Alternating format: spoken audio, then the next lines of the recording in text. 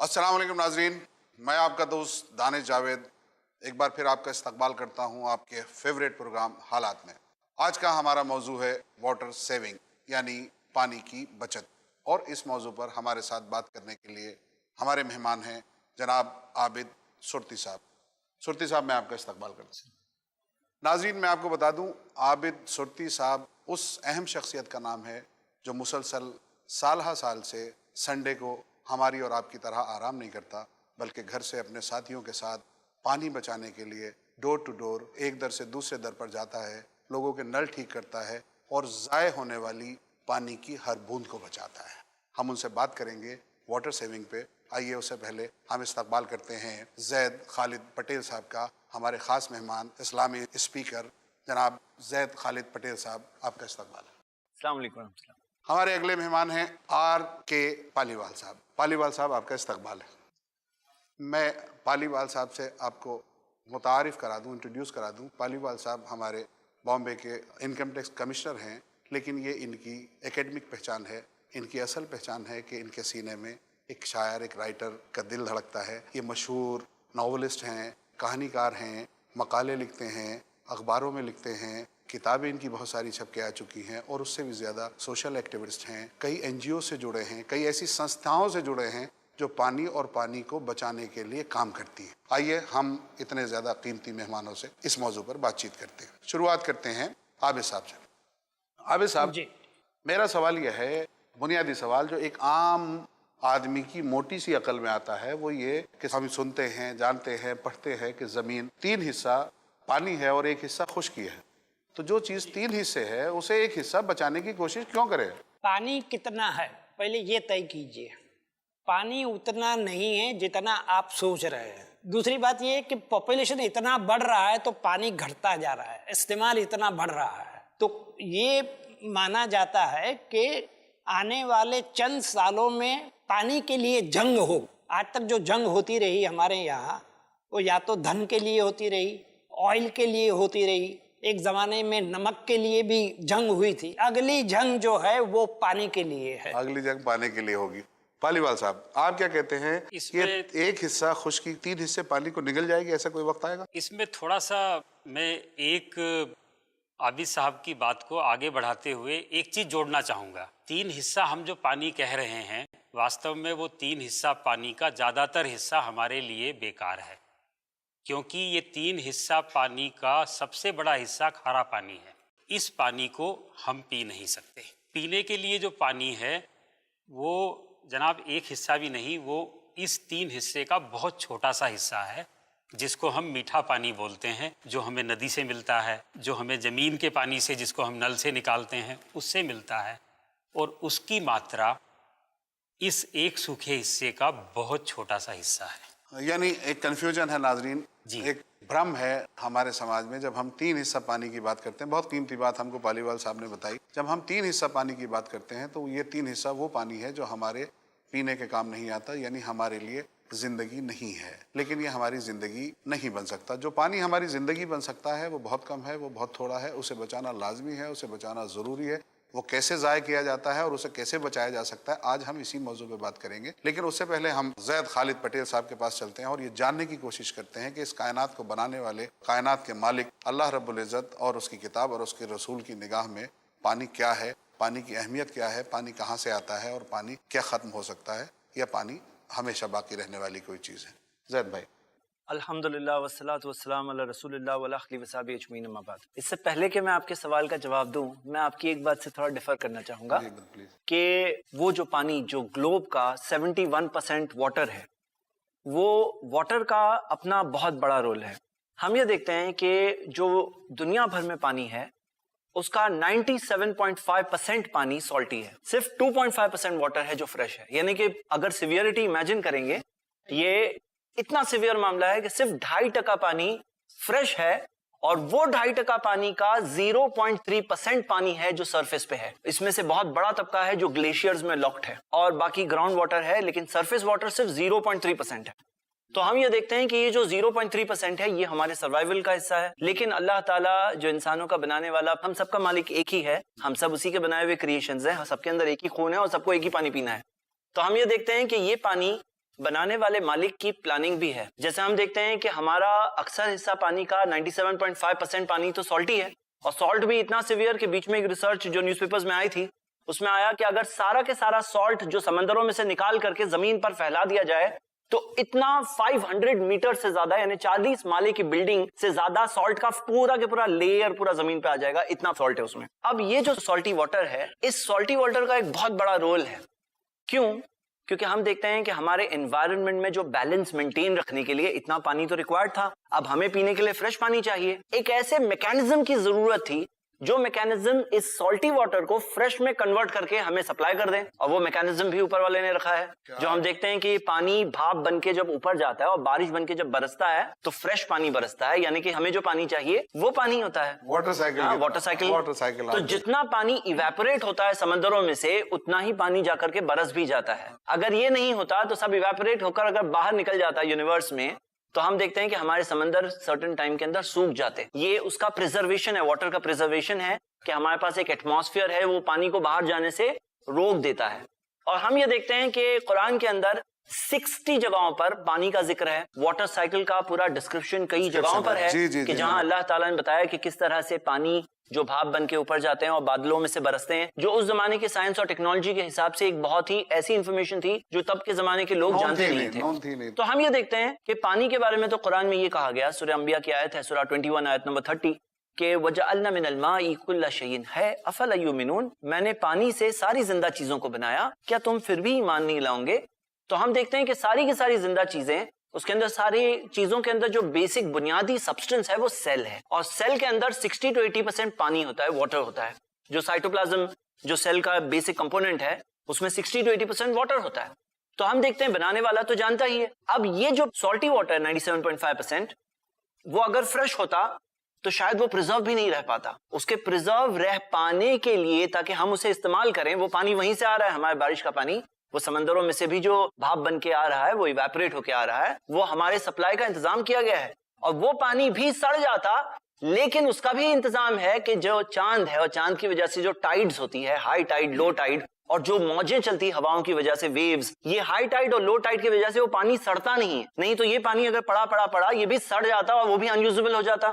तो हम देखते हैं कि उसके प्रिजर्वेशन, जो हमारा आज का टॉपिक है वाटर प्रिजर्वेशन में ऊपर वाले ने बहुत सारे सिस्टम्स रखे हैं, लेकिन यहाँ पे फसाद करने वाला इंसान भी है, जो इंसान जाकर बहुत सारी चीजें खराब कर देता है। चलिए आइए इस पे बात करते हैं और पालीवाल साहब से शुरू करते हैं। पालीवाल साहब, ये जो कुदरत का बनाया हुआ निज़ाम है वाटर प्रिजर्वेशन का, जिसमें हम वाटर को प्रिजर्व करते हैं, इसको ये हम इंसान कैसे खराब कर रहे हैं?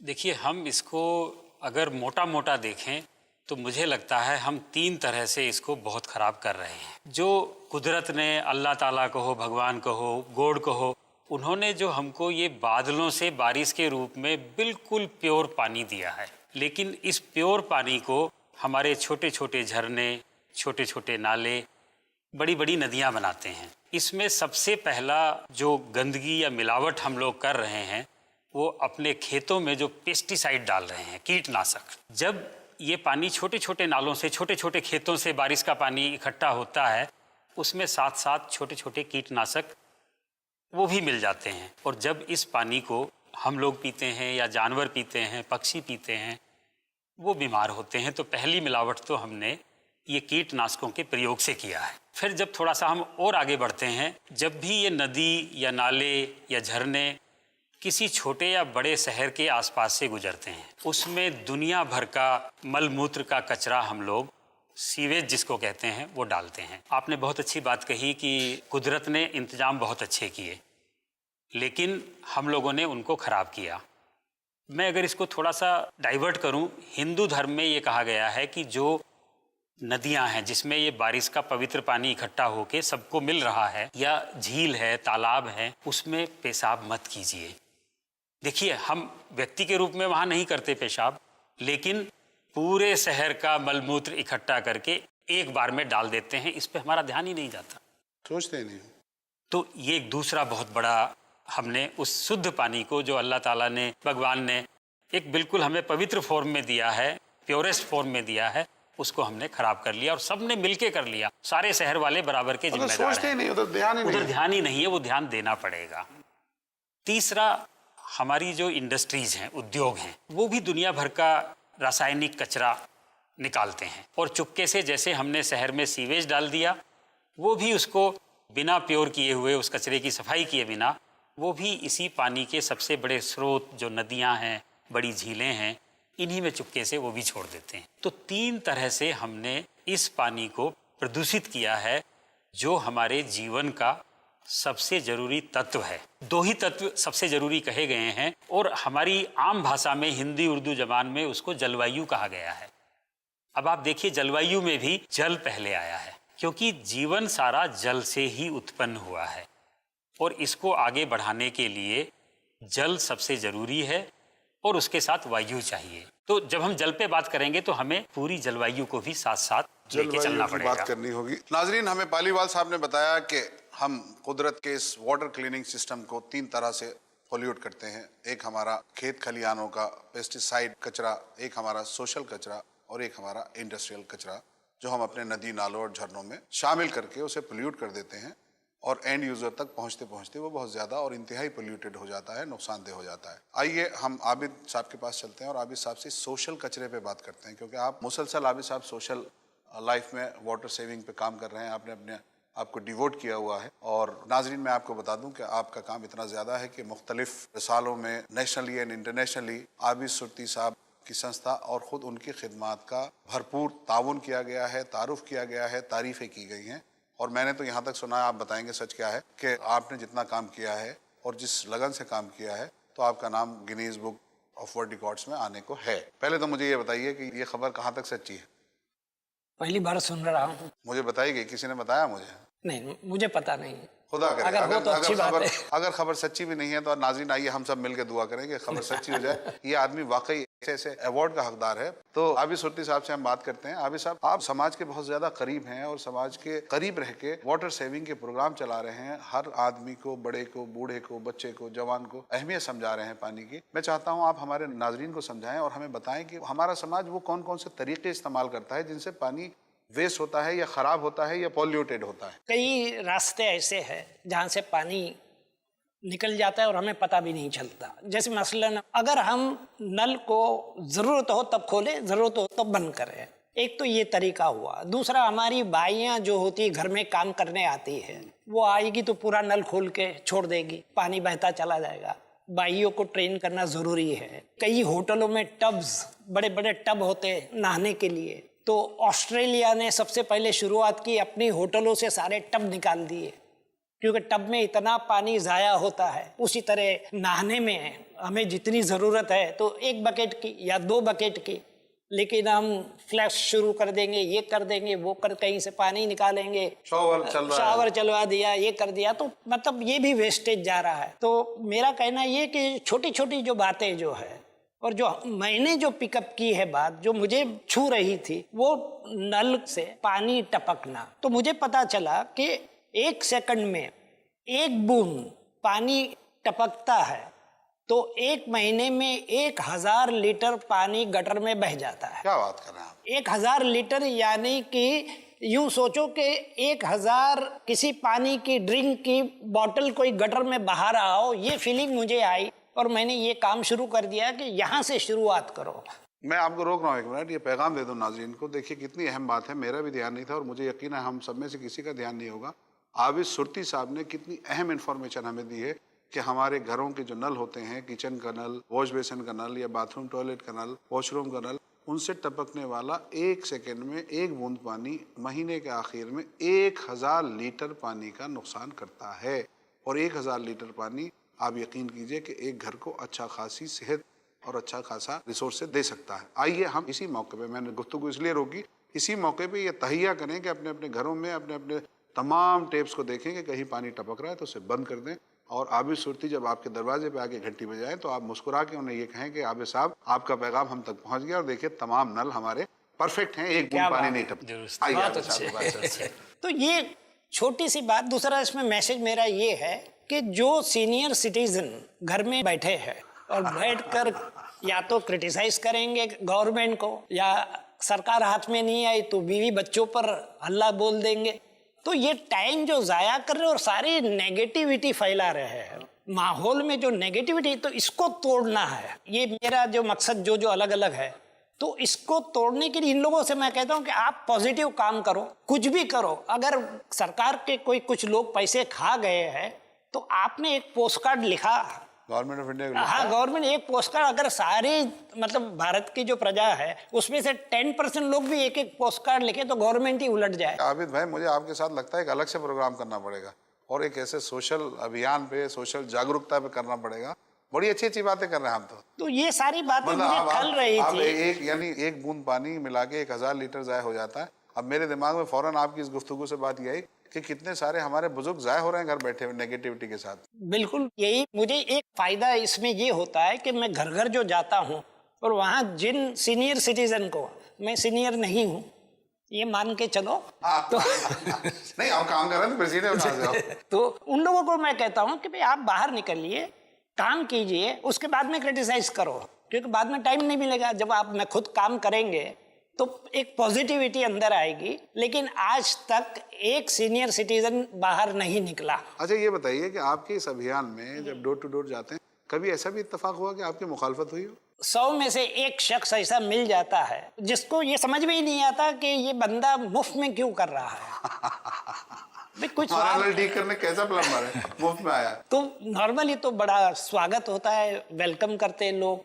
कहते हैं भाई आप आए हो तो आप चाय पी कर जाइए, कोई कहता है आप खाना खा कर जाइए, लंच का टाइम है, तो बड़ा अच्छा लगता है। जो प्यार मिलता है तो प्योर है उसमें। हमारा जो कॉस्टिंग जो है, एक नल ठीक करने में कुछ 25 पैसे का कॉस्टिंग आता है, क्योंकि वॉशर जो होता है अंदर वो खराब हो जाता है। और ये लोग जो ऑफर करते हैं कि भाई हमारे घर खाना खाकर जाइए, तो मैं रहता हूँ, मेरे साथ मेरा प्लम्बर रहता है और एक वॉलंटियर रहती है। मैं चाहता हूँ उनका भी नाम बताएं आप। यहाँ खिदमत के काम करने वालों के नाम जाने चाहिए लोगों तक। एक का नाम है रियाज अहमद, जो कई साल से हमारे साथ है, और एक महिला है, लेडी है, तेजल शाह। ये मेरी टीम है। रियाज अहमद साहब और तेजल शाह साहिबा, हम अपने नाजरीन की तरफ से और उन तमाम लोगों की तरफ से जिनके दरवाज़ों पे आप गए और आपने फ्री ऑफ कॉस्ट उनके नलों को ठीक किया और उन्हें वाटर सेविंग की तालीम दी, हम आपका शुक्रिया अदा करते हैं। हमारा पूरा चैनल और पूरे स्टाफ की तरफ से आपका शुक्रिया अदा करते हैं। ऐसे ही काम करते रहिए और आपको देख के और लोग भी ऐसे काम करें। जैद भाई के पास आता हूँ। बहुत अच्छी बात अभी आबिद साहब ने कही और ये कहा कि लोग नहाने में, ब्रश करने में पानी ज़ाया करते हैं। इस्लाम किस तरह से सेव कराता है पानी? जी, हम ये देखते हैं कि इस्लाम ने ये सिखाया है कि पानी एक अमानत है, अल्लाह की दी हुई अमानत। और जैसे कहावत है ना, माले मुफ्त दिले बेरहम, तो वैसा मामला नहीं है कि बस कुछ भी मामला नहीं है। नहीं, ये एक अमानत है और साथ साथ में ये एक नेमत भी है और हमें इस चीज के ताल्लुक से पूछा भी जाएगा। तो हम देखते हैं कि मोहम्मद सल्लल्लाहु अलैहि वसल्लम ने खुद एक ऐसी जिंदगी जी कर उन्होंने बताया कि जो खुद एक मिसाल है। मिसाल के तौर पर वुजू, जो हर नमाज से पहले वुजू करना इस्लाम का हिस्सा है, नमाज से पहले वुजू करना। आफ्टर ऑल हदीस है तुहुरु शत्रुल ईमान, पाकी और सफाई ईमान का हिस्सा है। तो हम देखते हैं ईमान का हिस्सा सिर्फ थियोरी नहीं है, प्रैक्टिकल भी होता है। सफाई भी ईमान का हिस्सा है, सफाई में हर लेवल आ जाता है। वुजू का हम देखते हैं नबी सल्लल्लाहु अलैहि वसल्लम का मेजर मिलता है 1 मुद, जो तकरीबन पौने लीटर के बराबर है। और अगर कोई इंसान नल खोल कर वुजू करेगा तो बहुत सारा पानी उसका वेस्ट और जाया हो जाएगा, आधी बकेट जी तकरीबन। लेकिन अगर वो एक वेसल में लेकर करे, या मान लीजिए जैसे कई प्रेस टाइप के टैप आते हैं जो दबाव ऑन होगा उतना पानी ले लिए, मतलब ये कई सारे सिस्टम्स हो सकते हैं पानी बचाने के लिए, ताकि हम उसके थोड़े तो करीब जाएं। कहाँ एक मुद और कहाँ जो आज एक इंसान बहुत सारा जाया कर देता है। उसके अलावा हम देखते हैं कि गुस्ल में मोहम्मद सल्लल्लाहु अलैहि वसल्लम 1 सा इज इक्वल टू 4 मुद, तो यानी तकरीबन उतने पानी में फुल गुस्ल किया करते थे। और हम देखते हैं कि अल्लाह के रसूल सल्लल्लाहु अलैहि वसल्लम इस चीज को पूरी तरह से इस्तेमाल करते थे। अब हम आज के जमाने में देखें तो बहुत सारे लोग जो इसके अंदर वेस्ट करते हैं, और पानी अगर घर में नहीं है तो समझते हैं बहुत बड़ा प्रॉब्लम हो। हालांकि ये देखें कि अगर पानी कम हो तो एक इंसान कम में एडजस्ट कर लेता है। हमारे एक दोस्त हैं, वो बताते हैं कि एक पर्टिकुलर सड़क है बॉम्बे में जिसके एक साइड पर दिन भर पानी आ रहा है और एक साइड पर सिर्फ थोड़ा पानी है, उनको पानी कहीं से ला के इस्तेमाल करना होता है। तो ये साइड वाले इस तरह से इस्तेमाल करते हैं कि पूरा भाई कोई फिक्र ही नहीं है, पानी इस्तेमाल करते रहो बहता रहे, और वहां वाले बहुत संभाल के इस्तेमाल करते हैं क्योंकि थोड़ा होता है। तो हम देखते हैं कि ये एक साइकोलॉजी है। एक इंसान बहुत सारे मेजर्स अपना सकता है, लेकिन उसकी सोच क्या है? तो पहले सोच को सॉल्व करना होगा। उसकी सोच में उसे एक एहसास दिल में लाना होगा कि अल्लाह ताला ने ये दुनिया को बनाया, दुनिया में कई चीजें हमारे लिए रखी है, ये हवा रखी है, ये पानी रखा है अल्लाह ताला ने, और ये एक अमानत है और हमें एक जिम्मेदार बनाया है। हम यहाँ पे जिम्मेदार के हैसियत से दुनिया में, और हम जो इस्तेमाल करते हैं या जो ज़ाय करते हैं, इस चीज के ताल्लुक से एक दिन हमें जवाब देना है अल्लाह ताला को कि तुमने क्या चीज का क्या इस्तेमाल किया। तो अगर ये साइकोलॉजी जहन में आ जाए तो नल ड्रिप हो रहा है तो एक इंसान उसकी तरफ ध्यान देगा, या काम वाली बाई है जो ऑन करके रखी है तो उसको जाके एजुकेट करना है, समझाना कि भाई इसके अंदर हो सकता है कि बिल बहुत ज्यादा नहीं बढ़ रहा हो, क्योंकि अक्सर जगहों पर हमारा वाटर का बिल का बहुत ज्यादा मसला इंडिया में नहीं होता है, जो कई गल्फ कंट्रीज में जनरली बिल भी बढ़ जाता है तो वो लोगों को पे भी करना पड़ता है तो थोड़ा ज्यादा पिंच करता है। लेकिन यहाँ जब ये नहीं होता है तो लोग उसकी अहमियत को नहीं समझते कई बार, तो वो नल में से पानी जाया ना हो, या मान लीजिए जैसे बाथ टब से लेकर या शावर आदमी ऑन करके रिलैक्स कर रहा है, भाई रिलैक्स करने के दूसरे तरीके हैं, यहाँ पे आपको जवाब देना होगा इस पानी के ताल्लुक से। नदी तक जाइए, समंदर तक जाइए, या आप ये देखिए कि कैसे हम सब कंजर्व कर सकते हैं। बहुत सारे मेजर्स है, एक इंडिविजुअली भी अप्लाई कर सकता है, कलेक्टिवली अगर पूरी बिल्डिंग या सोसाइटी या एक कॉलोनी या कुछ एक ग्रुप ऑफ पीपल अगर मिलकर कुछ करने आए तो बहुत कुछ कर सकते हैं वो लोग भी। लेकिन पहले सोच के बारे में बात है कि क्या वो सोचते हैं इस चीज के ताल्लुक से, क्या वो रियलाइज जी सोच से क्या वो सोचते हैं, क्या हम सोचते हैं। मैं पालीवाल साहब आपकी तरफ आता हूँ, आपने कहा जलवायु, क्या हमारे समाज में, हमारे हिंदुस्तानी समाज में जलवायु को लेके कोई जिम्मेदारी का एहसास है? मुझे लगता है कि बहुत कम लोगों को एहसास है आज की तारीख में। जरा डिटेल में बात करते हैं इसमें। अब हमारे साथ बैठे हैं आबिद सुरती जी, इनको इतना एहसास है इसके बारे में कि ये केवल खुद के लिए ही उसको अमल नहीं कर रहे हैं कि पानी को बचाया जाए, जो अमानत है और बड़ी सीमित मात्रा में है। हम सब जानते हैं कि पानी का भंडार जैसे तेल का भंडार है उस तरह से ये भी सीमित है, खासतौर से धरती के अंदर जो पानी है। ये बहुत से लोगों को लगता है कि धरती के अंदर इतना पानी है कि उसको कितना ही हम निकाल लें ट्यूबवेल से, पंप से, ये कभी ख़त्म नहीं होगा। आपने सुना होगा, अक्सर आता है कि हरियाणा में या पंजाब में पहले कुछ इलाकों में 20 फीट के नीचे पानी था।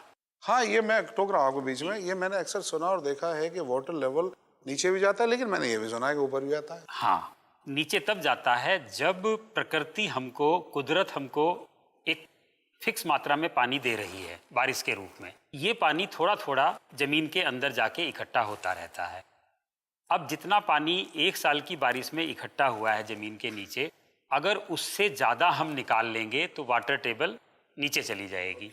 हमें कई बार ये समाचार सुनने को मिलता है कि अमुक प्रदेश में वाटर टेबल बहुत नीचे चला गया। उसका सीधा सा मतलब यही निकालना है कि जितना पानी हमको कुदरत दे रही है उससे कहीं ज़्यादा हम इस्तेमाल में ला रहे हैं। हाँ, मैं यहाँ पूछना चाहता हूँ आपसे कि हमने बहुत बार सुना और देखा भी है, हम उस इलाके के रहने वाले हैं कि जहाँ आसपास नदी है नॉर्थ इंडिया में, तो हमने अक्सर ये देखा है कि वाटर लेवल नीचे भी चला जाता है लेकिन ऊपर भी आता है। नहीं, ऊपर आजकल बहुत कम जगह आ रहा है जहाँ के लोगों ने कुछ ऐसे वाटर कंजर्वेशन के प्रोग्राम किए हैं जिससे उस इलाके में या तो बारिश की मात्रा बढ़ी है या जितना बारिश हुई है उससे कम उन्होंने इस्तेमाल किया है। अच्छा, बारिश के होने से इसका ताल्लुक है, बारिश ज्यादा होगी तो वाटर लेवल ऊपर आएगा। जी जी। और अगर बारिश कम होगी तो वाटर लेवल नीचे जाएगा, क्योंकि हम जमीन का पानी तो लगातार निकाल रहे हैं। म्यूनिसिपैलिटी अलग निकाल रही है, किसान अलग निकाल रहा है, हाउस होल्ड के लिए छोटे छोटे नल घर घर में लगे हैं तो वो भी सब पानी निकाल रहे हैं। तो ये लगातार हमको, जब तक ये एहसास नहीं होगा हर किसान को, हर नागरिक को, हर उद्योगपति को कि हम अपनी ज़रूरत के हिसाब से ही पानी निकालें और वो ज़रूरत जितना कुदरत हमको पानी दे रहा है उससे कम हमारी ज़रूरत रहेगी, तभी हम अपनी आने वाली पीढ़ियों के लिए पानी बचा पाएंगे। अदरवाइज़ यही होगा कि हम तो मौज मस्ती से अपना जीवन गुजार लेंगे, लेकिन हमारी जो आने वाली पीढ़ियां हैं वो हमको बहुत गालियां देंगी कि जैसे आपकी पीढ़ियों ने आपके लिए अच्छा पानी छोड़ा था, उस तरह का अच्छा पानी, ज़्यादा पानी आपने हमारे लिए नहीं छोड़ा। अच्छा, यहाँ मेरे दिमाग में एक सवाल आता है पालीवाल साहब कि हमारा किसान, हमारा एग्रीकल्चर पे काम करने वाले लोग जिस खेत से पानी निकालते हैं उसी खेत में बहा देते, गया कहाँ? नहीं, ये हमारी गलतफहमी है, क्योंकि खेत में जो हम पानी दे रहे हैं, क्योंकि खेत में सतह के ऊपर हम पानी दे रहे हैं, वहाँ से बहुत सारा पानी की करीब 80% मात्रा भाप बन के ऊपर उड़ जाती है, वाटर साइकिल में आ जाता है। तो नीचे से तो आपने पानी निकाल लिया, ऊपर से उतना गया नहीं नीचे तो बहुत थोड़ा सा गया जड़ों के आसपास, बाकी तो भाप बन के उड़ गया वहाँ से। अच्छा आबिद साहब, मैं आपकी तरफ आता हूँ। ये जब हम टर्म यूज करते हैं वाटर सेविंग, तो एग्जैक्टली ये है क्या? क्या पानी छुपा के रख लेना बचा के रख लेना, या पानी जो पीने के लायक पानी है उसको बचा के रखना, या पीने और नहाने के पानी को अलग रखना, ये है क्या? बेसिकली इसे अगर हम डिफाइन करें तो कैसे डिफाइन करेंगे? मैंने कहीं पढ़ा था कि उतना पानी लो जितना पी सको। क्या मतलब हुआ उसका? कि पानी पूरा ग्लास लो, 2 घूंट पियो और फेंक दो बाकी का। तो ये पानी बचाना इसे कहते हैं।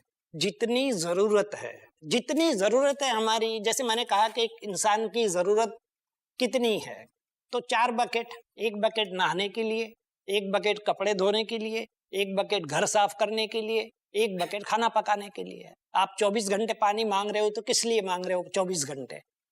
तो हमारी जरूरत जो है बहुत सीमित है, लेकिन हम ऐसी दरिया दिली से सारा दरिया ही बहा देते हैं, यानी कि घर घर में गंगा बह जाती है। तो मुझे एक इनविटेशन आया था कश्मीर से कि 10 दिन के लिए 10 टॉक वहाँ की यूनिवर्सिटी कॉलेजेस उसके अंदर। तो मैंने कहा कि भाई आपको तो कोई पानी की प्रॉब्लम है ही नहीं, वहाँ गंगाएं बह रही है, मतलब नदियां बह रही है, तो आप क्यों बुला रहे हैं?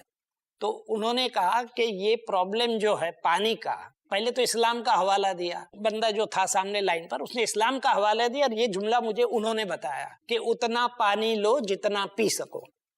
और दूसरी बात उन्होंने बताया कि ये प्रॉब्लम जो है कश्मीर का नहीं है, इंडिया का नहीं है, ग्लोबल प्रॉब्लम है, ग्लोबल प्रॉब्लम, सारी दुनिया का प्रॉब्लम है। और हम चाहते हैं कि हमारे यहाँ के बच्चे जो है वो अवेयर हो जाए।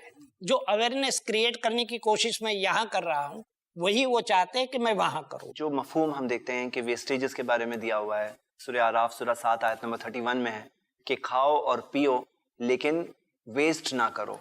तो हम देखते हैं कि वेस्ट न करने से, फिर उसके बाद कहा गया इन्नल्लाह ला युहिब्बुल मुस्रिफीन, अल्लाह वेस्ट करने वाले, जाया करने वालों को पसंद नहीं करता। करेक्ट। मतलब अल्लाह ताला के नापसंदीदा लोगों में से कोई इंसान बन जाएगा अगर वो जाया करने वालों में से होगा। जो जाया करता है वो शैतान का भाई है। बिल्कुल बिल्कुल, कुरान की सूरतुल इस्रा की आयत है इन्नल मुबद्दिरीना कानू इख्वान शयातीन, कि यकीनन जाया करने वाले तो शैतान के भाई होते हैं और शैतान अपने रब का नाशुक्रा है। तो वेस्ट करके, जैसे मान लीजिए कोई शख्स वेस्ट कर रहा है, तो वेस्ट करने में पैसा भी आ गया, वेस्ट करने में नेमतें या चीजें या जो भी चीजें एक इंसान के पास है ऊपर वाले ने दिया है, कुछ भी हमारा तो नहीं है, सब कुछ ऊपर वाले की दी हुई नेमत है। तो अगर कोई वेस्ट कर रहा है तो उसका रिश्ता जुड़ रहा है, और रिश्ता जुड़ रहा है शैतान से, वो शैतान का भाई बन रहा है बाय वेस्टिंग, ताकि आगे की पीढ़ी या आगे की जनरेशन या खुद जो उसे करना चाहिए उसके साथ वो अच्छा नहीं कर रहा है। वेस्ट करने वाला शैतान का भाई है, और मुझे नहीं लगता हम में से कोई शैतान का भाई या बहन होना चाहेगा, आप में से भी नहीं। और इस्लाम ने यही सिखाया कि ये सारी जो अल्लाह की दी हुई नेमतें हैं, इनको वेस्ट करने का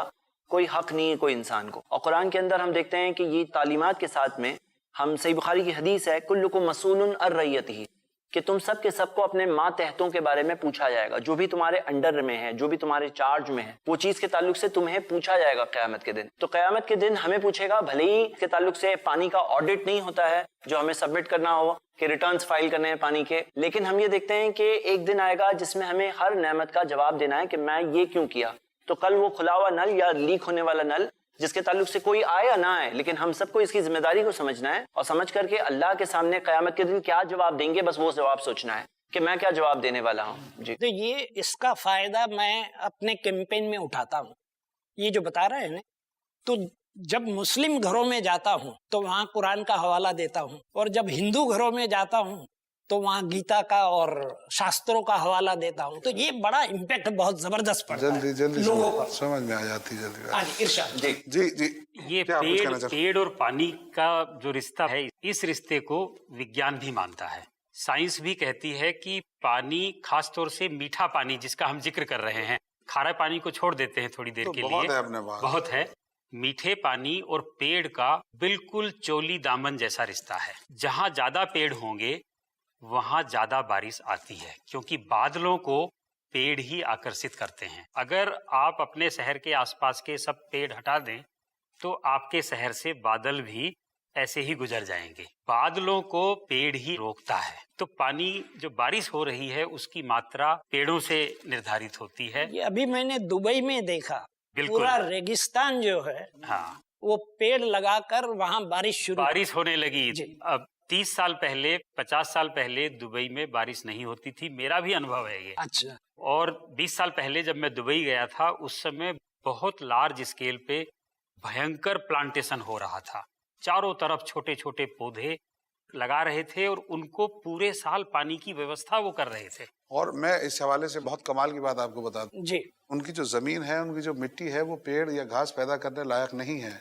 हवाई जहाजों में भर के दूसरे ममालिक से वो मिट्टी लाए हैं, उन्होंने पूरी लेयर क्रिएट की है उस जमीन को इस लायक बनाने के लिए कि उस पे हरियाली लाई जा सके, और हरियाली लगाई है। मैंने खुद देखा अपने दुबई क़याम के दौरान कि 4-4, 5-5 साल बारिश नहीं होती थी, और आज भी बारिश ना होने का जो सबूत है वहाँ का इंफ्रास्ट्रक्चर है।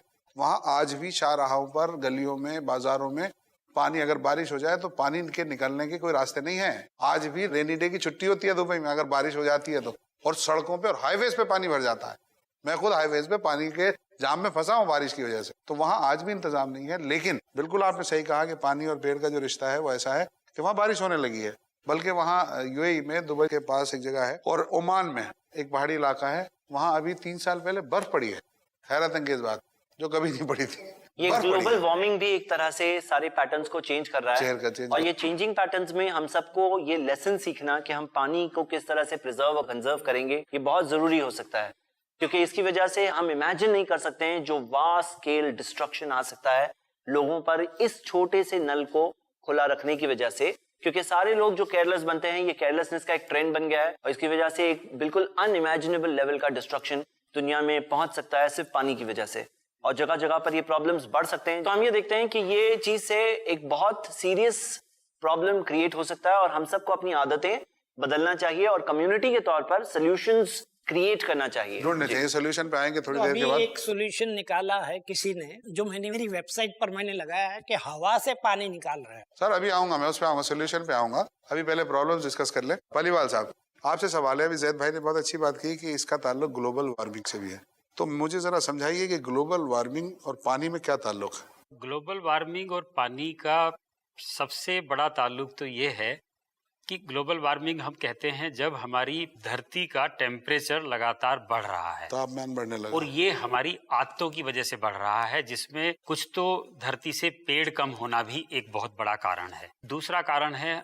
हमने जो चारों तरफ एयर कंडीशनर्स लगा दिए हैं, इससे भी ग्लोबल वार्मिंग बढ़ रहा है। इससे क्या होगा, तापमान जब बढ़ रहा है तो जो ग्लेशियर्स हैं, जो पानी के ऐसे भंडार हैं जिनको रिजर्व भंडार कहा गया है, वो बर्फ पिघल रही है, और जब ये बर्फ पिघल के अल्टीमेटली नदियों के रास्ते समुद्र में आएगी तो समुद्र का तल इतना ज्यादा ऊपर आ जाएगा कि आपके ज्यादातर विश्व के सभी ज्यादातर बड़े महानगर समुद्र के किनारे बसे हैं, इन सब की डूबने की नौबत आ जाएगी। अब आप उसमें देख लीजिए, आपका मुंबई उसका एक उदाहरण है कि समुद्र तल पे ही बिल्कुल हम बसे हुए हैं, और अगर इसी रफ्तार से ग्लोबल वार्मिंग बढ़ती रही तो जो हमारे वो रिजर्व बर्फ के जो पहाड़ हैं, ग्लेशियर्स हैं, वो सारे पिघल जाएंगे, और वो पिघल के अगर समुद्र में मिल गए तो ना तो हमारी गंगा, यमुना, ये सब जो नदियां हैं, ये भी तो ग्लेशियर से थोड़ा थोड़ा उस रिजर्व से हिस्सा हमको ला रही है। तो अगर वो सारा ग्लेशियर खत्म हो जाएगा, एक तरफ तो हमारी नदियां खत्म हो जाएंगी, दूसरी तरफ हमारी जितनी भी समुद्र के किनारे बड़ी बड़ी आबादियां हैं, ये भी खत्म हो जाएगी। एक तरह से हमारा अस्तित्व ही संकट में आ जाएगा। अस्तित्व संकट में आ जाएगा। इसी पर अभी मैंने एक आर्टिकल पढ़ा, सैन फ्रांसिस्को में सिर्फ 1 साल का पानी बचा है। अब सोचो, अगर बंबई में सिर्फ 1 साल का पीने का पानी बचा हो तो क्या हालत होगी। नहीं, सैन फ्रांसिस्को में 1 साल का पानी बचा है, इसका मतलब थोड़ा एक्सप्लेन करें। खत्म हो जाएगा, पानी खत्म हो जाएगा, मतलब पीने का पानी नहीं रहेगा, उनकी जमीनों में नहीं है, उनके पास रिजर्व नहीं है, उनके पास बारिशें बंद होने पूरा आर्टिकल मैं जानना चाह रहा हूँ समझने के लिए, उसी पर था। हाँ, इसका मतलब दूसरे शब्दों में ये हुआ कि उन्होंने लगातार अपना कंजम्पशन, उपभोग इतना बढ़ा लिया कि जितना उनका रिजर्व था, हो सकता है 100 साल का रिजर्व रहा हो, उन्होंने इतना उपयोग कर लिया कि बस अब 1 साल का बचा है। ये भी उसका एक दूसरा नाज़रीन, पालीवाल साहब कमाल की बातें कर रहे हैं और हमें बहुत खूबसूरती से ये बता रहे हैं कि इसमें हमें कंजम्पशन और अवेलेबिलिटी के दरमियान एक परफेक्ट तालमेल रखना पड़ेगा, नहीं तो हम किसी न किसी परेशानी का शिकार हो जाएंगे। पानी जो हमारे लिए जिंदगी है, वही पानी हमारे लिए जहमत, वही पानी हमारे लिए मौत बन सकता है। पालीवाल साहब, मैं आपसे एक बात खास तौर पर जानना चाहता हूँ। आपने पेस्टिसाइड की बात की, ये जो खेतों में पेस्टिसाइड खाद के जरिए या आज के जो मॉडर्न तरीके हैं खेती करने के, उनके जरिए पैदा होता है और वो हमारी नदियों तक या हमारे झरनों तक, नालों तक आता है, उससे नुकसान पहुंचता है।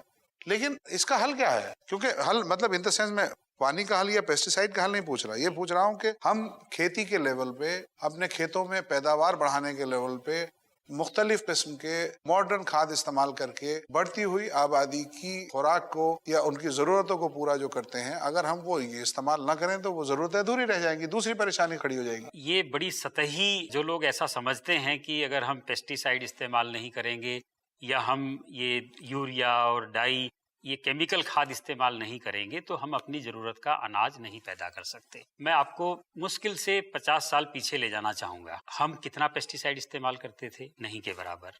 हम यूरिया वगैरह नहीं के बराबर इस्तेमाल करते थे। अपने ही देश में इस्तेमाल करते थे गोबर की खाद, ये इसको हम ऑर्गेनिक खाद भी बोलते हैं। और जो जैविक कृषि है, मतलब ये है कि हमें बाहर से केमिकल्स वगैरह खेती में इस्तेमाल नहीं करने हैं। एक तरफ तो हम जो अपना मलमूत्र, जिसको सीवेज के रूप में हम वेस्ट कर रहे हैं नदियों में बहा के, पहले ये गांव देहात में खेती में जाता था, मनुष्य का भी और जानवरों का भी। और उसको जिसको हम आज वेस्ट कर रहे हैं और अपने नदी के पानी को खराब कर रहे हैं सीवेज से, यही सीवेज गांव में कुछ साल पहले हम खाद के रूप में इस्तेमाल करते थे, जिससे हमको अच्छी क्वालिटी का खाद्य पदार्थ मिलता था, जिससे हमारी सेहत भी अच्छी रहती थी। लेकिन यहाँ पालीवाल साहब, मैं थोड़ा सा डिफर करूंगा आपसे। ये 50 साल पहले, 30 साल पहले, 40 साल पहले ऐसा होता था, बल्कि हमने भी देखा है उस खाद को बिखरते हुए खेतों में। लेकिन उससे जो पैदावार जितनी थी वो कम थी। अगर 1 बीघा खेत मिसाल के तौर पे फॉर एग्जांपल 4 क्विंटल गेहूं पैदा करता था, तो आज जो खाद की क्वालिटी है उसको 8 क्विंटल पे ले गई है। इसमें केवल खाद की क्वालिटी की बात नहीं करेंगे हम, हाइब्रिड सीड भी आए हैं, उससे भी पैदावार बढ़ी है। और इधर नए प्रयोग हुए हैं जो ये कह रहे हैं कि भाई आप ठीक है 1-2 साल तो खाद ज्यादा डाल के, पेस्टिसाइड डाल के आप फसल बढ़ा सकते हैं, लेकिन अभी पंजाब में उल्टा हो रहा है।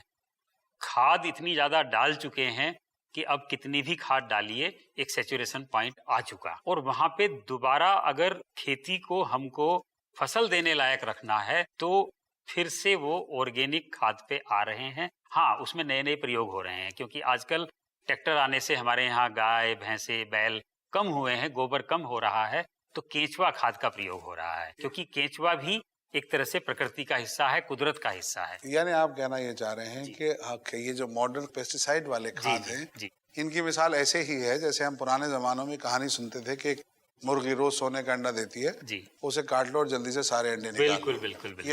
यानी दवा इतनी दे दी गई जमीन को कि अब दवा ने, पेन किलर ने असर करना बंद कर दिया। बस। अच्छा, आपके पास आता हूँ मैं आबिद भाई। आबिद भाई, ये बताइए कि मैंने बाहर के ममालिक में देखा कि जो यूज्ड पानी है या सीवर है या इवन सब कंट्रीज समंदर, इसमें से पानी को प्यूरिफाई करके पीने के और इस्तेमाल के लायक बनाया जाता है, रिसाइकलिंग जिसे कहते हैं हम। तो इनफेक्ट वो रिसाइकलिंग हमारे यहाँ मुमकिन नहीं है क्या? नहीं, हम उस पानी को समंदर तक क्यों जाने देते हैं? नहीं, बिल्कुल है और कर रहे हैं लोग। यानी अब जितनी भी नए मकानात जो बन रहे हैं उनमें गवर्नमेंट का ही लॉ है, कानून है कि पानी जो है उसको प्रिजर्व भी करो और रिसाइकल भी करो। रिसाइकल पानी जो काम आता है, कार वॉशिंग है, टॉयलेट्स है, वहाँ ये सारा रिसाइकल पानी इस्तेमाल होता है। और एक मैंने यहाँ जमुना के किनारे दिल्ली में था मैं, तो एक साहब एक गोली लेकर आए थे, टेबलेट। वो कैसा भी गंदा पानी हो उसमें आप वो टेबलेट डालिए तो पानी एकदम से शुद्ध पीने जैसा, जैसा हमारे पास यहाँ है, बिल्कुल वैसा हो जाता था। तो ये भी प्रयोग अब शुरू हो रहे हैं वर्ल्ड ओवर। अच्छा, मैं आपको टोक रहा हूँ बीच में। ज़ैद भाई, सवाल आपसे, ये जो रिसाइकिल का पानी है, क्या ये इसमें इस्लामी नुक्ता नजर क्या है? ये इस्तेमाल के लिए जायज है? आज से तकरीबन 28-30 साल पहले की बात है कि जो इस्लामिक स्कॉलर्स जमा होते हैं और OIC का जो ऑर्गेनाइजेशन ऑफ इस्लामिक कॉन्फ्रेंस की जो सारी कंट्रीज है OIC की, उनकी जो इस्लामिक फतवा की कमेटी के सामने ये सवाल पुटअप किया गया था। और जो बेसिक रूल है कि एक चीज के ताल्लुक से इजमा, कंसेंसस है स्कॉलर्स का, कि अगर 3 कैरेक्टरिस्टिक पानी की बदली है नजासत की वजह से, वो है 3 चीजें जो यही हैं, टेस्ट, स्मेल और कलर। अगर नजासत यानी कोई डर्टी चीज की वजह से, अगर डर्टी चीज की वजह से ये 3 कैरेक्टरिस्टिक पानी की अगर बदली हुई है, तो वो पानी को बिल्कुल, एक है पाक और एक है पाक करने वाला, तो वो दोनों क्वालिटीज में से वो निकल जाएगा अगर उसकी चीजें ऑल्टर हो गई है। तो उन्होंने कहा है कि अगर वो तीनों चीजें नॉर्मल पानी जैसी ही है तो फिर वो इस्तेमाल करने में कोई हर्ज नहीं है, वो उसका ओरिजिन कहाँ से भी कुछ भी रहा हो। लेकिन हम ये देखते हैं कि जो डिस्कशन पूरा चल रहा है, तो मेरे जहन में कुछ आयतें हदीसें आ रही थी कि जैसे मिसाल के तौर पर सही बुखारी की हदीस है, सही मुस्लिम में भी है, मोहम्मद सल्लल्लाहु अलैहि वसल्लम ने कहा कि थमे हुए पानी में उन्होंने मना किया कि उसमें यूरिनेट मत करो और उसमें से फिर गुस्ल नहीं करो। तो हम देखते हैं कि गुस्ल करना पड़ेगा, इस वजह से यूरिनेट मत करो। कई स्कॉलर्स जैसे इमाम नववी वगैरह ने इस चीज के ताल्लुक से बताया कि पानी में यूरिनेट करने से ही मना किया गया। और बिल्कुल सही बात है कि हम देखते हैं कि जब एक इंडिविजुअल को मना किया गया तो पूरे के पूरे शहर की यूरिन या पूरे शहर का वो जो सारा का सारा सैनिटेशन का जो पानी जो है वो पूरा के पूरा वेस्ट वाटर जो है वो उसमें चले जाए, समंदर को पल्यूट करें।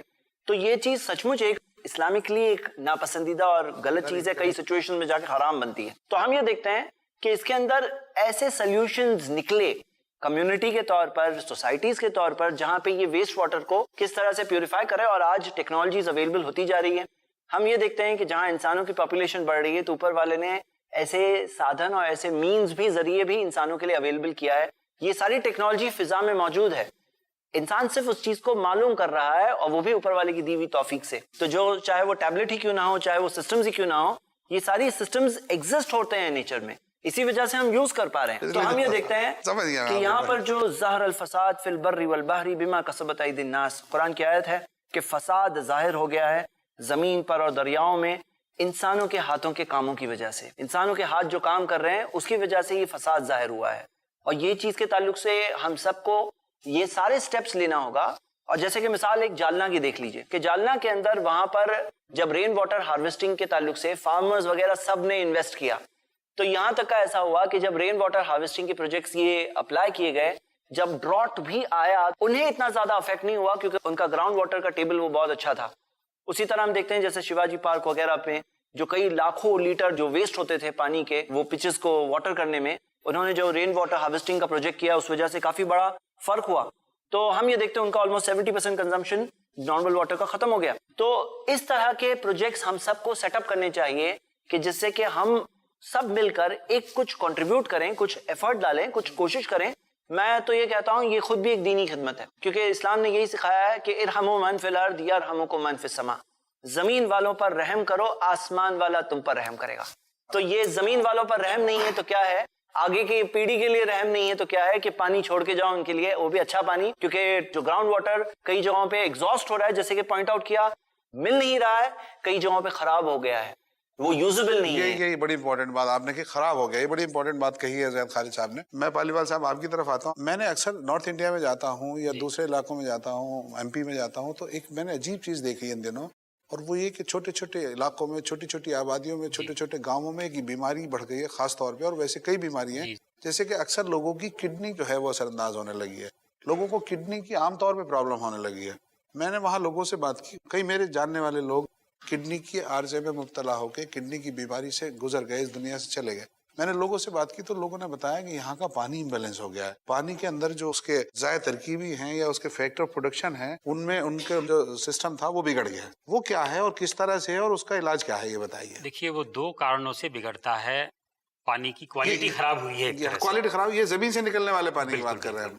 तो एक तो जो हम ये पेस्टिसाइड वगैरह डाल रहे हैं या जो इंडस्ट्री का कचरा है, वो भी जमीन के अंदर, पानी जैसे बरसात हुआ उसके साथ वो भी नीचे जा रहा है, ग्राउंड वाटर में मिल रहा है।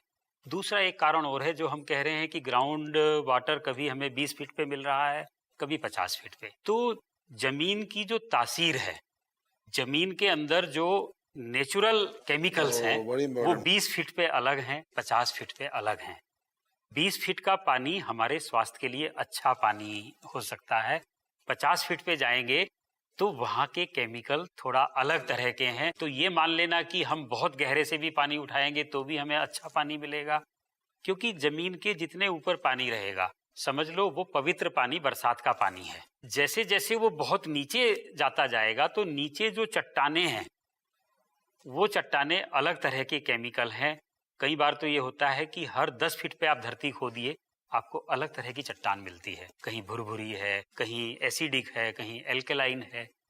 तो हम ये नहीं कह सकते कि 20 फीट का पानी हमारे लिए जितना अच्छा है, 200 फीट का पानी भी उतना ही अच्छा होगा। क्या बात है नाज़रीन, बहुत खूबसूरत बात पालीवाल साहब हमको बता रहे हैं, हमारे लिए ज़रूरी ये है, हम आज तक ये समझते रहे, मैं खुद समझता रहा और मुझे लगता है आप भी समझते यही होंगे कि ज़मीन के नीचे पानी है और बेहिसाब पानी है, और उस पानी को चाहे नीचे चला जाए या ऊपर आए, 100 फीट पे हो या 50 फीट पे हो या 20 फीट पे हो, उसे हम इस्तेमाल के लिए निकाल सकते हैं और इस्तेमाल कर सकते हैं। लेकिन बहुत खूबसूरत बात आपने बताई कि ज़मीन का हर लेवल अलग किस्म के असर रखता है, खवास रखता है, यानी उसके अंदर जो केमिकल्स हैं, 20 फीट पे जो केमिकल्स हैं, हो सकता है वो आपके लिए बहुत फ़ायदेमंद हो, और जो 40 फीट पे केमिकल्स हों वो शायद आपके लिए उतने फ़ायदेमंद ना हो या नुकसानदेह हों, आपको और आपकी नस्लों को नुकसान पहुंचाने वाले हों। तो कोशिश कीजिए, जो बहुत अच्छा फार्मूला पालीवाल साहब ने बताया है हमको, वो ये कि हमारे यहाँ जितनी बारिशें हों उतना ही हम कोशिश करें कि ज़मीन से पानी निकालें और इस्तेमाल करें, और हम ये कोशिश करें कि हमारे यहाँ बारिशें ज़्यादा हों, और बारिशें ज़्यादा पेड़ की तादाद से होती हैं, बारिशें माहौल को ज़्यादा अच्छा रखने से होती हैं। आबिद साहब के पास चलते हैं। मेरा ये कहना है, एक छोटी सी बात, कि जो जमीन के नीचे जो पानी है वो कई वजह से गंदा हो रहा है।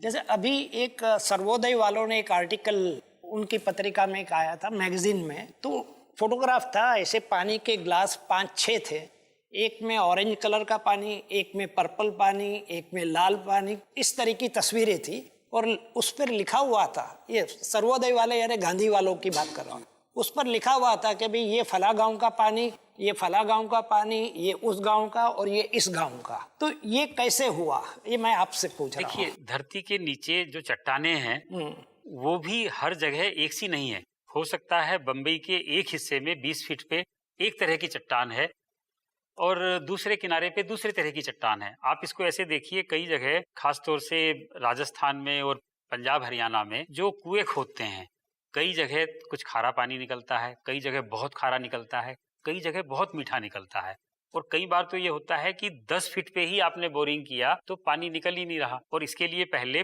पानी को जानने वाले विशेषज्ञ होते थे, वो बहुत सी चीजों को देख के बताते थे कि धरती में भी किस जगह पानी है, हर जगह धरती में भी पानी नहीं है। ये तो मेरे ख्याल से केमिकल जो फैक्ट्रियां जो बनी है, बिल्कुल, जहाँ जहाँ पानी, हाँ, बहुत देर से हम केमिकल कर रहे हैं, लेकिन हमारी जरूरत है, ये फैक्ट्री हमारी जरूरत है। ये फैक्ट्री ना हो तो हिंदुस्तान जहाँ का तहाँ रुक जाए। इनका कचरा जाए तो कहाँ जाए? देखिए, कचरा शोधन की भी टेक्नोलॉजी आ गई है। अब वो टेक्नोलॉजी थोड़ी खर्चीली पड़ती है, तो कई बार कुछ फैक्ट्री ओनर्स अपना मुनाफा बढ़ाने के लिए वो खर्च नहीं करना चाहते और चुपके से नदी में छोड़ देते हैं उसको। तो हमें अपने लालच को कम करना पड़ेगा। इसका इलाज क्या है पालीवाल साहब? वो इलाज वही है जो अभी सब लोगों ने यहाँ पे कहा है कि हमें अपनी सोच बदलनी पड़ेगी। यानी फैक्ट्री वाले को या आसपास रहने वाले सभी को, हम सबको। ये देखिए, पानी एक ऐसा मुद्दा है जिसको कोई एक आबिद सुरती, आर.के. पालीवाल, आप अकेला इसको हल नहीं कर सकता। ये हमारा साझा मसाइल है, इसको हमें सबको ही मिलके हल करना पड़ेगा। पानी का मसला हम सबको मिलकर हल करना पड़ेगा नाजरीन, वरना हमारी आने वाली नस्लें हम सबको बुरा कहेंगी और हम पे इल्जाम रखेंगी कि हमने उनके लिए विरसे में खराब पानी छोड़ा। आबिद भाई, आप सोल्यूशन बता रहे थे कोई, जिसे मैंने बीच में रोक दिया। सोल्यूशन हवा से पानी निकालने वाले हैं। एक तो नहीं, वो हवा है, से, हम उसे डिफाइन कीजिए जरा, मैं जानना चाहता हूँ। वो किसी बंदे ने कुछ टेक्नोलॉजी यूज की और हवा में जो पानी होता है, नमी जो होती है, तो जहाँ जहाँ जिन जिन इलाकों में नमी है, गाँवों में नमी है, वहाँ उसने गंगा बहा दी। मॉइस्चर ये कहिए। अब मॉइस्चर वो हवा में से लेकर नीचे नल लगा दिए थे, कुछ किसी तरह पाइपलाइन लगाई थी। मेरी वेबसाइट पर डिटेल में मैंने दिया है, वेबसाइट पर अगर आप जाएंगे तो उसकी वीडियो भी है। तो ये किस तरह उन्होंने किया वो टेक्निकल बातें हैं, लेकिन जो वीडियो जो है दिखा रहा है कि उस गांव में, एक गांव की वीडियो थी, लोग नाच रहे हैं, इतना पानी उनको मिल रहा है जो कभी कुछ नहीं मिलता था।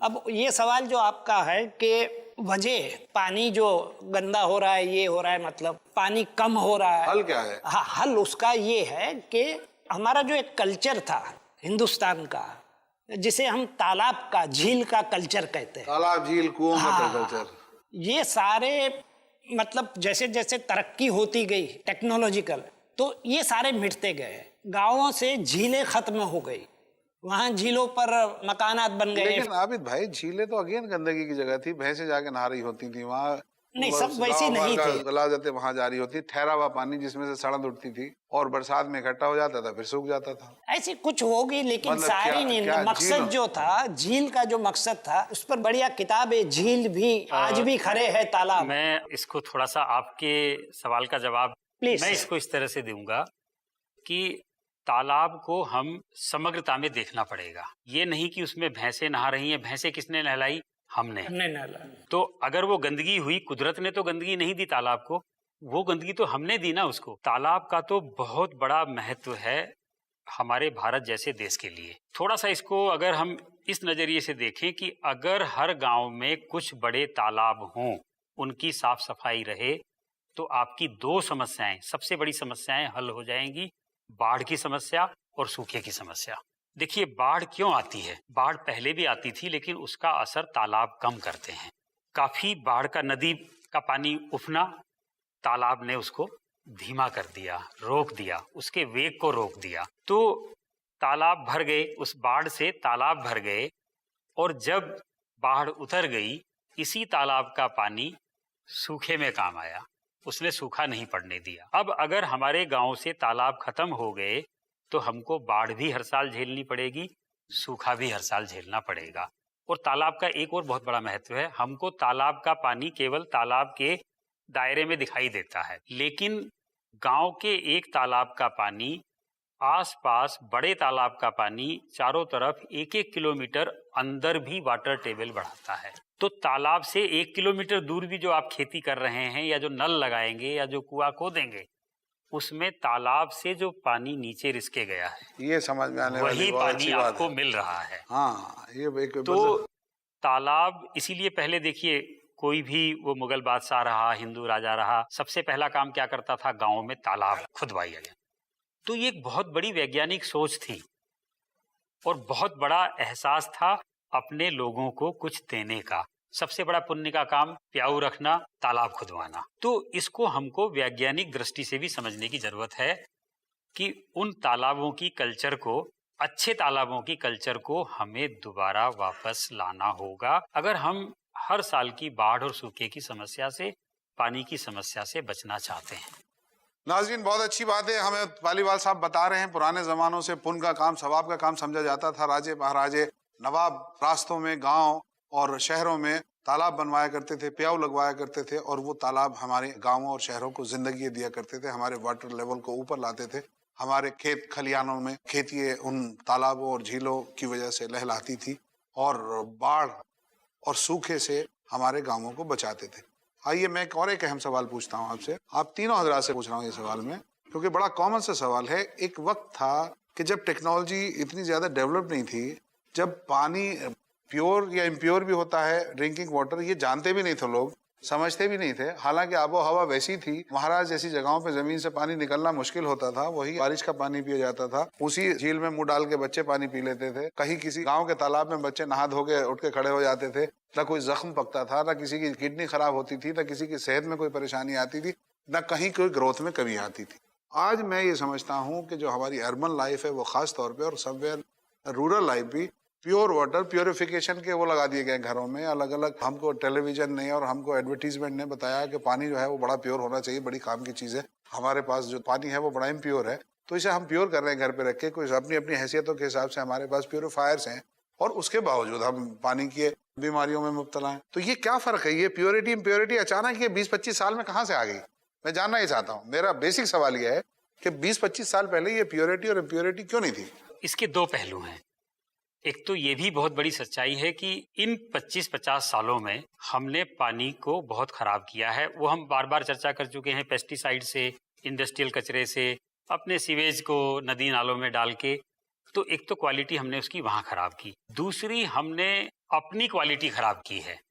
हम कंफर्ट जोन में चले गए, तो हमारा जो इम्यूनिटी सिस्टम है, कुदरत ने जो हमको इम्यूनिटी दी है, जो हमको प्रकृति में रह के, खुले में रह के सेहत मिलती थी, वो अब नहीं रही है। बिल्कुल बंद करके एयर कंडीशन लगा के दिन भर रहिए, अपनी कार में भी एयर कंडीशन लगवा दीजिए, ये कहीं हमारी अंदर की इम्यूनिटी को तोड़ रही है। तो एक तो हमने बाहर का पानी खराब किया, दूसरा अपने अंदर का जो कुदरत ने हमारा एक सिस्टम दिया था, थोड़ा बहुत खराब पानी भी पी लेंगे, थोड़ी बहुत बीमारी भी हो जाएगी, बिना दवाओं के खुद ही ठीक हो जाएंगे, तुलसी के पत्ते से, काढ़े से ठीक हो जाएंगे। तो उस वजह से ये सेहत की समस्या तो इस वजह से आई है, पानी की क्वालिटी खराब की और अपने जीवन की क्वालिटी खराब की। हम प्रकृति से दूर हो गए हैं। जितने हम प्रकृति से दूर जाएंगे और अपनी बनाई हुई चीजों में घिरेंगे, कार के एसी में रहेंगे, घर के एसी में रहेंगे, बाहर निकलेंगे नहीं, सूरज के सामने नहीं जाएंगे, कहाँ से विटामिन मिलेगा? आपको लड़ने की शक्ति नहीं मिलेगी बीमारियों से। यानी आप कहना ये चाहते हैं कि पानी की प्योरिटी और इम्प्योरिटी वैसी की वैसी है, हम कमजोर हो गए हैं, हमारा इम्यून सिस्टम कमजोर हो गया है। हम जिस पानी को कल बर्दाश्त कर पाते थे, आज शायद उस पानी को हमारा सिस्टम बर्दाश्त नहीं कर पाता और ज्यादा क्लीन वाटर मांगता है और ज्यादा क्लीन आबो हवा हमसे मांगता है।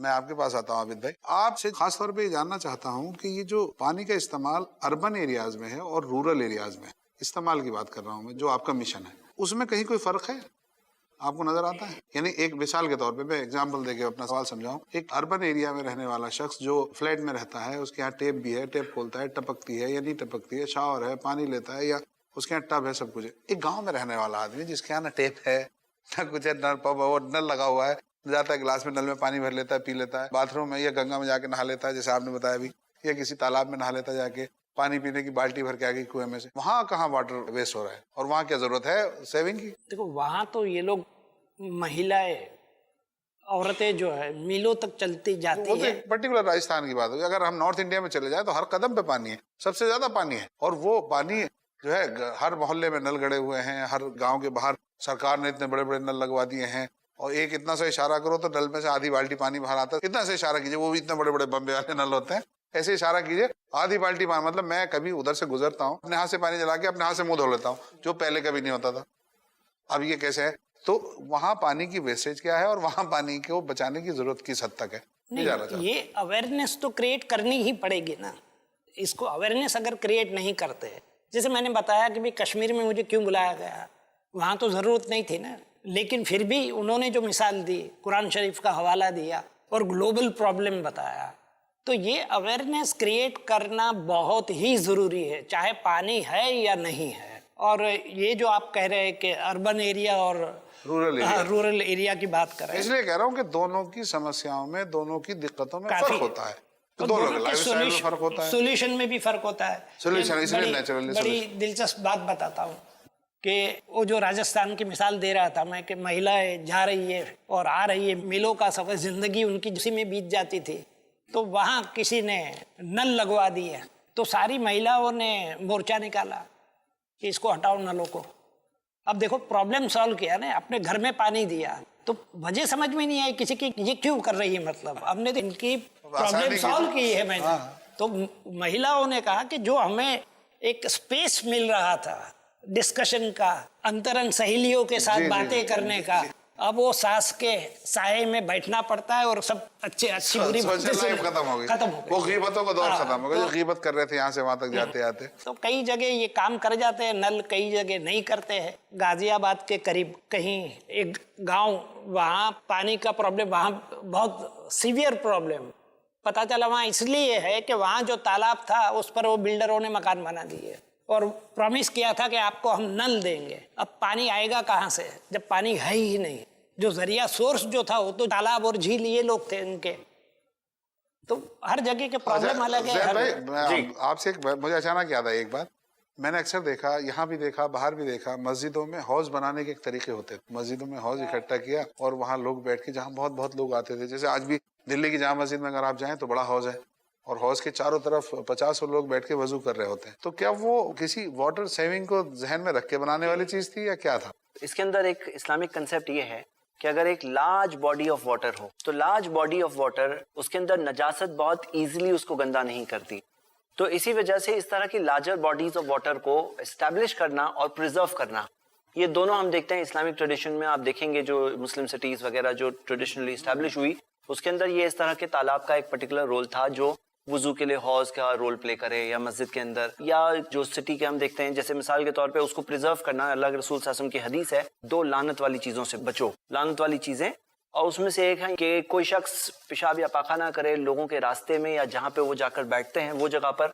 उसी चीज से इस्तेदलाल करते हुए हम देखते हैं ऐसे तालाब में जाकर करना वगैरह, इसको खराब करना, ये इस्लाम ने बुरा बताया है, इसको प्रिजर्व करने सिखाया है। तो जैसे कि बहुत राइटली पॉइंट किया है कि आज के ये मैड इंडस्ट्रियलाइजेशन और कमर्शियलाइजेशन के अंदर सिर्फ जहाँ पे प्रॉफिट्स मैटर होते हैं और लोग भी भूल जाते हैं इस चीज को, तो हम ये देखते हैं कि ये नेचुरल हैबिटेट जिससे कि प्रिजर्व हो रहा था, वो वहाँ का एक सिस्टम, एक इकोसिस्टम एक तरह से प्रिजर्व हो रहा था, वो चीज खराब की गई। तो हम ये देखते हैं कि यहाँ पर बहुत सारे प्रॉब्लम्स जो क्रिएट हो गए हैं, अगर अब भी लोग पहचाने नहीं तो पता नहीं आगे के लिए क्या होने वाला है। यहाँ एक इतना सिवियर मामला है कि आप इमेजिन करिए कि आसमान से बारिश आती है, वो बारिश जो जाकर ग्राउंड वाटर के वाटर टेबल को बढ़ा देती थी, लेकिन आज क्योंकि हमारी सिटीज पूरी तरह से कवर्ड है, पानी जाकर सड़क पे गिरेगा, टार की बनी हुई सड़कें या कंक्रीट की बनी हुई सड़कों पर, सड़कों में से जाकर गटर में जाएगा, गटर में से जाकर समंदर में पहुंचा दिया जाएगा। तो यानी वो ग्राउंड वाटर लेवल तो नहीं बढ़ा रहा है ना, वो ग्राउंड वाटर लेवल हमारा जो बढ़ जाता था वो तो सी में जा रहा है, सी लेवल जी, और वो आ रहा है, वो फ्रेश पानी है, वो हमारे काम का पानी है।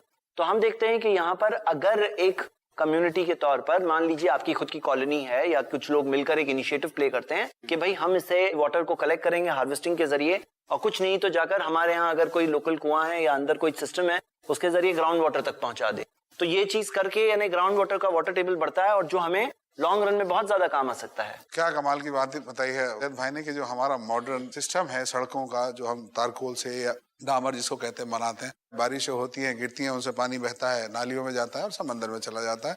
वाटर लेवल जमीन का बढ़ना था, समंदर का बढ़ जाता है, अच्छाई की जगह बुराई हो जाती है। नाज़रीन, इतना खूबसूरत प्रोग्राम चल रहा है, इसको बीच में छोड़ के जाना मुश्किल है, लेकिन घड़ी की सुइयां अपनी रफ्तार से हमेशा की तरह आगे बढ़ रही हैं। हमारे पास बहुत कम वक्त बचा है। सवाल आपसे तो ये कि किसानों की खुदकुशी और पानी का कोई ताल्लुक है? आज पूरे हिंदुस्तान में किसानों की खुदकुशी एक मसला है, और जाहिर सी बात है किसान खुदकुशी खेती की वजह से करेगा, पानी की कमी की वजह से करेगा, तो उसका और पानी की कमी का क्या ताल्लुक? देखिए, अगर हम ये कहें कि पानी की वजह से खुदकुशी हो रही है तो ये गलत बात होगी। खुदकुशी के कई कारण हैं, उसमें पानी भी एक ये कारण है कि आजकल किसानों ने भी थोड़ा ज्यादा धन कमाने के लिए जो ट्रेडिशनल खेती होती थी, पहले गेहूं की खेती होती थी, बाजरे की खेती होती थी, चने की खेती होती थी, गन्ने तो की उसमें खेती होती है। गन्ना तो बहुत पानी लेता है, बट मैंने जो नाम लिए, चना हुआ, मटर हुआ, ये बहुत कम पानी की जरूरत होती थी। अब जिसको हम कैश क्रॉप कहते हैं, कपास है, गन्ना है, इनको बहुत पानी चाहिए, और अगर किसी साल कम पानी होगा तो कैश क्रॉप बर्बाद हो जाएगी। लेकिन अगर हमने ज्वार, बाजरा ये भी बोया होता तो ये कम पानी को भी झेल जाती हैं ये फसलें।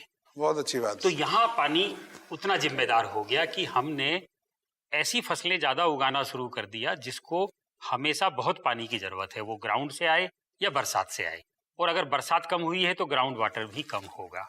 तो उतनी जिम्मेदारी, जैसे पॉपुलर के पेड़ में देख, यूकेलिप्टस और पॉपुलर के पेड़, पुराने जमाने में शीशम के पेड़ लगते थे, और अगर लकड़ी की जरूरत के लिए भी हो तो इस तरह की चीजें होती थी, बेल के पेड़, ये सब।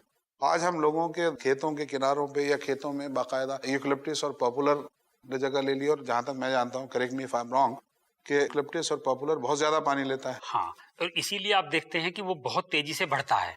तो ये मान लीजिए कोई भी पेड़ जितना जल्दी बढ़ेगा उतना ज्यादा पानी और बाकी भी जो तत्व जमीन से जो उनकी फर्टिलिटी बढ़ाते हैं, उर्वरा शक्ति बढ़ाते हैं, उनको उतना ज्यादा लेगा।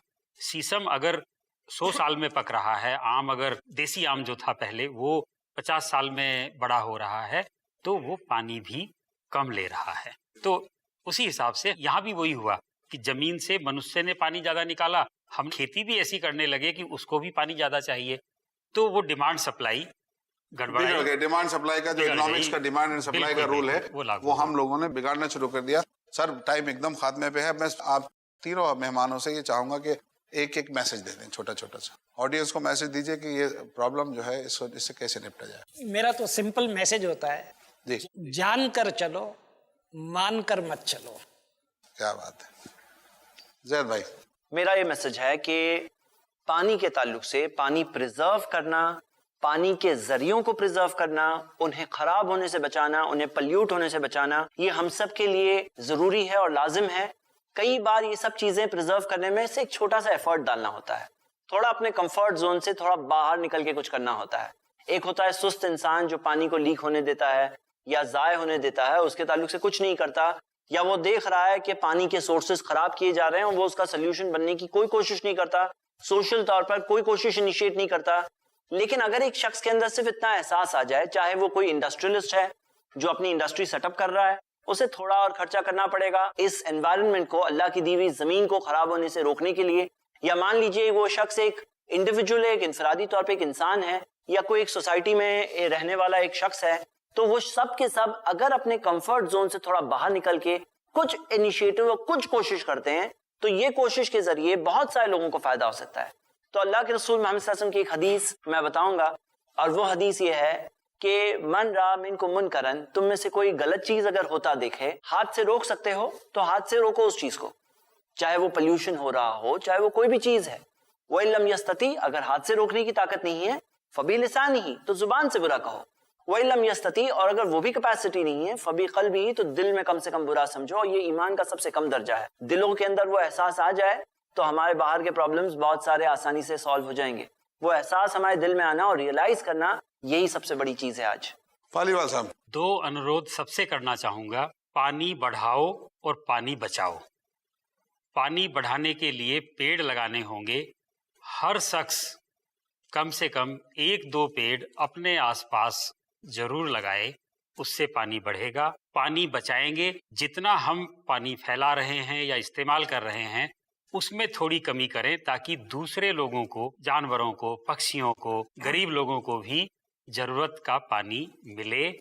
और दूसरा ये, नदियों को सूखने नहीं देंगे, सड़ने नहीं देंगे। पेड़ लगाएंगे तो सूखेंगी नहीं, प्रदूषण रोकेंगे तो सड़ेंगी नहीं। बस हम सबको मिलके करना है, अकेले नहीं। पत्थर के जिगर वालों गम में वो रवानी है, पत्थर के जिगर वालों गम में वो रवानी है, खुद राह बना लेगा बहता हुआ पानी है। आइए हम तहिया करें और अपने आप से वादा करें कि हम अपनी आने वाली नस्लों को एक ऐसा हिंदुस्तान सौंप कर जाएंगे जिसमें साफ पानी होगा, मीठा पानी होगा, ऐसा माहौल होगा, ऐसी आबो हवा होगी जिसमें वो खुलकर सांस ले सकेंगे। मैं आपकी तरफ से अपने मेहमानों का शुक्रिया अदा करता हूँ, पालीवाल साहब, आबिद साहब, जैद खालिद भाई, और मेहमानों की तरफ से आपका शुक्रिया अदा करता हूँ। नाजरीन, इंशाल्लाह अगले एपिसोड में आपसे फिर मुलाकात होगी। तब तक के लिए अपना ख्याल रखिएगा। अल्लाह हाफ़िज़।